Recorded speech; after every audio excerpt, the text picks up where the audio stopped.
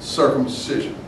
Josephus tells us Queen Helen had a horror of circumcision because her subjects would have not liked her as a queen if she allowed her entourage to be circumcised. And so she discourages, when she converts to whatever is Judaism, at the preaching of, remember who was the preacher?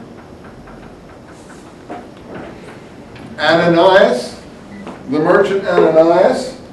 Ananias. He's also in the Agabus correspondence in Eusebius. What role does he play in the Agabus correspondence? You read the book.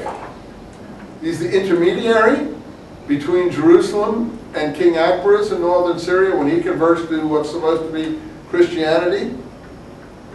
He's the intermediary who brings the actually portrait of Jesus, supposedly, to Edessa, the Holy Shroud. Anyway, he's in that story, and where else does he appear? Oh, we're going to meet him in a moment in Acts. He's the person who meets Paul where? In Damascus, on a street called the Straight, when Paul is totally blind and is befuddled by his vision, and takes him to the house of someone called Judas again. This time he's Judas the tanner. So you say, you know, once you penetrate Acts and see what its authors are doing, then you do begin to not doubt, but wonder, what, not that there's not something underneath it all, but what is underneath it all that was really going on here? That the authors of Acts are, I think, trivializing, if you want to call it that.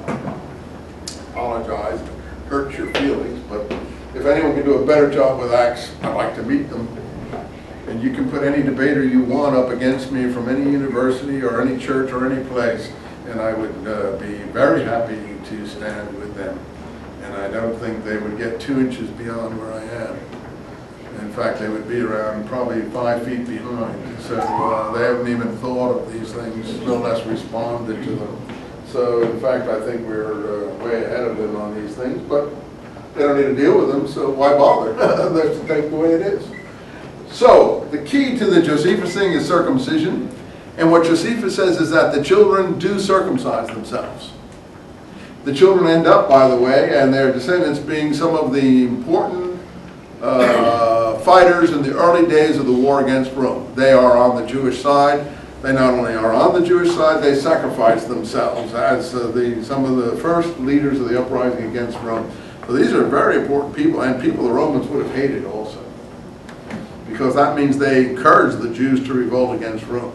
And they were, I think, the royal family that the opposition parties were trying to promote against the Herodian royal family. They were happy to have a royal family, but they wanted it to be a real Jewish royal family, not a Romanizing puppet royal family.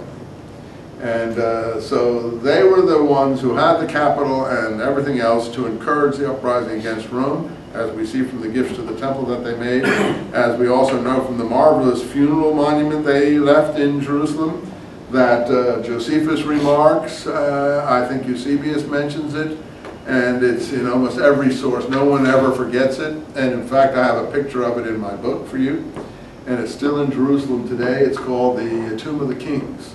It's Queen Helen's burial monument that she had built, that her sons had built for her and the other members of the family, and it really is a rock-cut tomb. It's an incredible place. Have you visited it?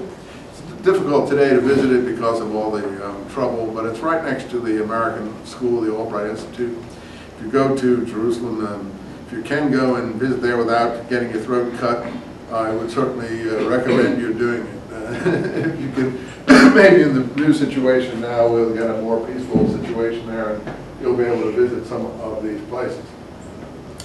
The important thing that in Josephus pictures the 2 descendants of Queen Helen. Now you have to know all this stuff to be able to evaluate this episode. If you've never heard of any of this, well, this episode will stand as is. But if you've heard of these things, then it causes you to think. So that's what, unfortunately, I've heard of all this. That's what made me think, unfortunately. It's better maybe to be not think. Because then you don't have issues. You don't have issues. Her 2 sons are Zat and Monabas, and they're reading the scripture. When a teacher from Galilee, does that sound familiar? A Galilean teacher comes. And his name is Eliezer, as usual, Lazarus or something like that in the New Testament. And he's a teacher from Galilee. Josephus has it in his Antiquities, book 20. He begins book 20, the last book, with this. And he says to them, they're reading Genesis. And they come to Genesis, obviously Genesis 17, where it says, and Abraham was commanded by God to circumcise his whole household. And he did it forthwith. Every member of his household. Not only his own offspring, but all the servants and everybody else. I'm not saying you should do this. I'm just saying this is the ambiance of the ideological struggle. And I know people who have a horror of this, don't want anything to do with it. Well, that's fine. You know, don't oblige anyone to have any orientation. Paul recommends against it, but he's aware it's a big issue, and he's very upset because he knows the people preaching against him are preaching this. Why would anyone preach it? As I've told you before, circumcision is a sign of the covenant. If you want to enter the promises of the covenant, you have to first take the covenant upon yourself. You can't share the promises of the covenant and then not enter into it according to the people who uphold the covenant. But of course, Paul has just the opposite view. He wants the promises, but he doesn't want to enter it. That's what Christianity has basically followed ever since. Now, that's a convenient way, and it may be a useful way, but it may not have been very much appreciated in Palestine. The same way if I made claims like this about Islam, it wouldn't be appreciated much in Mecca.